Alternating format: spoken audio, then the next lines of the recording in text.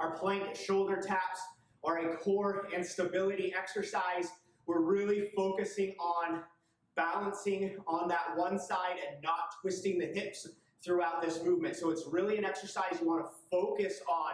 Focus on nice and tight with that core. Focus on your control. Setup for this one is very similar to a normal like hand plank or push-up, in that you're going to drop those hands underneath of those shoulders. Nice and straight line from those heels all the way up to that head, looking down right at about fingertip level. From here, I'm going to squeeze my abs really tight. I'm going to bring that right hand up and tap my left shoulder, and then drop it back down to that same spot. Left hand up, tap that right shoulder, drop it down to that same spot. I'm going to focus on control here and squeezing my abs throughout this movement. This exercise is really focusing on our abs.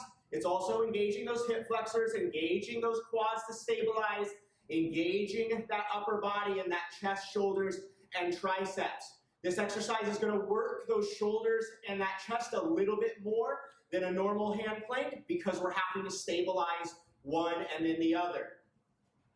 Biggest mistake I see made on this exercise is just kind of relaxing the lower body, just ignoring it, not focusing on keeping those abs tight, just focusing on moving those hands. So what that's going to look like is you're going to see a lot of rocking back and forth in that upper body.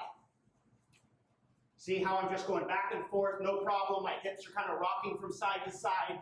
We want to fight that, get rid of that kind of side-to-side motion in the hips. This is a core and stability exercise. Squeeze those abs. Train yourself to keep those abs engaged and nice and tight throughout that movement. So you're going to pop on up. Try to minimize that hip motion as much as you can. Squeeze those abs. You're going to be slightly transferring your weight from side to side on those wrists, but yet you don't want to be shifting those hips back and forth. You want to keep those abs nice and tight. Easier option for this movement, especially when starting out, is dropping down to those knees. Same positioning though, hips on down to where there's a nice straight line, wrists underneath those shoulders, core nice and tight. Coming up, tapping one shoulder at a time,